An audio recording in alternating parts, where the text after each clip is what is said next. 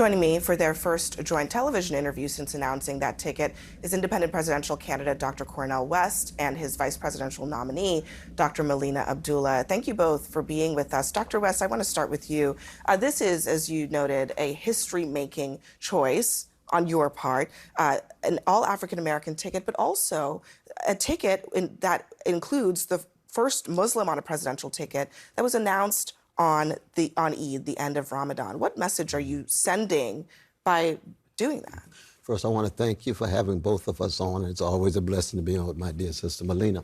But no, I think both of us, we come from a great tradition of a great people who, in the face of hatred, terror, and trauma, produce love warriors, freedom fighters, and wounded healers. And both of us attempt to be true to that tradition. That's what I meant when I said put a smile on the face of Fannie Lou Hamer, a smile on the face of Martin Luther King Jr., smile on the face of Harriet Tubman. So very much like the musicians, you know what I mean, that when Marvin and Tammy get together, or when Count Basie asks for Billie Holiday, it's a black ticket rooted in the best of a people, but it embraces everybody because it's about justice across the board. It's about freedom across the board. Most importantly, it's about truth, because we got a whole lot of lying and hatred and revenge in American politics. We provide an alternative vision and a different way of engaging politics. So I do have to ask you about the political realities that we're in. You know this as well as I do. Some of this polling is not good for you, Dr. West. It shows 7 swing states that will decide the election. You are behind Robert Kennedy Jr. in all of them, the low single digits. The same is true in a national poll. The same is true even among independent voters, young voters, people who I think you would think are part of your constituency. Do you read that as a sign that there is not perhaps the appetite for what you are putting on the table? Well, we shall see. It has never looked good for anybody who has a deep love for black people, love for poor people, love for working people, to be up against the system. That's just the case. You know what I mean? You understand that, Trinidad, Brother Carlos, Sister June. We gonna keep loving our child, but it doesn't look good. Look at you now. Sharp, on TV, Harvard trained. You never know. You got to keep loving, keep fighting, keep swinging. That's what this ticket is all about, and I'm blessed to be with my dear sister on it. So I want to ask Dr. Abdullah, you are a newcomer to the political sphere, and I want to ask you about some of your positions. You have tweeted in the past about supporting defund the police, which is something that I think perhaps some people in the Black Lives Matter movement support, but also this tweet from back in 2015. The KKK, the police, and government officials are one in the same. I wonder, do you stand by that comment? Absolutely, and thank you for having me. I want us to understand the history of policing in this country. And so Twitter doesn't allow you to give a whole history of policing in this country, but in a few sentences, we can just confirm that there is no historian that I've ever come in contact with who disputes the fact that policing in this country hails from slave catching. And so when we say that policing is, the new millennial slave catching, we're not saying that we don't want public safety. We're saying we want real public safety where community is really centered, where black safety is centered. And we know that when black people are safe, we also create safety for everyone else. Dr. West, you talked about your campaign being about abolishing police brutality, poverty, and homelessness. Can you be specific? What are the policies behind those pretty big, lofty ideas? Well, one is that, you see, abolition is the fundamental theme of the Black freedom movement that embraces poor and working people across the board. Abolition of slavery, Sure. Abolition of Jim Crow. I want abolition of poverty. I want the abolition of homelessness. I want the abolition of workers not gaining access to wages, so that the larger context of policing has to do with, we got to make sure we don't have poor people in despair. We got to make sure the young children have quality education, health care, and living wage, and safe community. So it goes hand in hand in that regard. But it's the ugly police brutality. And we just saw in Mississippi with Brother Jenkins and Brother Parker. Thank God for Malik Shabazz and Brother Trent down there, the lawyers. What happened down there? These brothers are getting shot in the mouth. We see it over Dexter Reed in Chicago. That's what we want to But Dr. abolish West, in a fundamental I think way. the question was, forgive me for Yes. interrupting, Sure. about policy solutions. We acknowledge the problem. Right. What is the solution in your mind? No, but abolition of poverty is a policy. That's very important. Wages being high enough, quality education is a policy. And then we have police community having oversight of the police and the police being accountable. That's why I mentioned Brother Jenkins and Brother Parker. Police must be accountable, but we have to understand policing in the context of the larger communal conditions, which have to do with too many poor people, not enough access to education, We not have enough access to health care. a lot of issues on the table here in this election. Yes. One of the biggest ones right now is what's going on in Gaza, in my God. the war over there. I know that you both support a ceasefire there. The latest Well, not reporting. just ceasefire, end of occupation, end of the siege, Sure. end of Palestine. But can I just ask you specifically about where we stand here Sure. today? Hamas, according to CNN's reporting, cannot assure Israel that it has 40 living hostages that are women, that are ill, that are elderly, out of the more than 100 that are still believed to be in Gaza. If they cannot do that, they don't know where they are, perhaps they can't guarantee that they are still alive. Should Hamas immediately release all of the hostages in exchange for a ceasefire that is desperately needed by the people of Gaza? No, well, we've got to look at the situation from the vantage point of the least of these, the 25th chapter of Matthew. There's 15,000 Palestinian children who've been murdered. That's all the more reason why. They got to quit That's killing all the the more reason innocent why there people. ought to be a ceasefire. It is I agree, possible for I there to be a agree. ceasefire tomorrow if Hamas would release all the hostages in their possession immediately. Should they not do that? No, the IDF is not gonna cease fire just for releasing.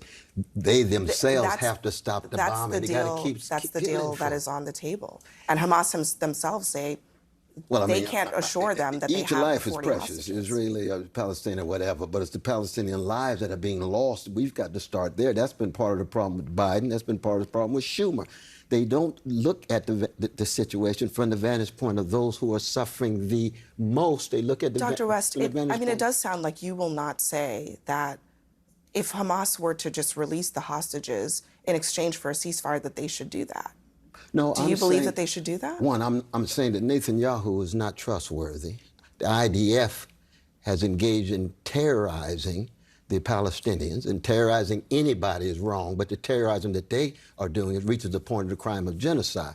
So for me, they have to stop the There's no bombing. responsibility in your mind for Hamas Well, to Hamas get has a responsibility, ceasefire. of course. They're part of the Palestinian community, and the Palestinian community has their own agreements and disagreements, but Hamas is not the culprit at all. It's the IDF, and they're terrorizing Palestinians. I want to go to Dr. Dr. Abdullah on this because in the early days, just after this war began, shortly after October 7th, the Black Lives Matter chapter of Los Angeles, it's an organization that you founded and spent some time in, I believe, at that time, it wrote this on social media: when a people have been subject to decades of apartheid and unimaginable violence, their resistance must not be condemned, but understood as a desperate act of self-defense.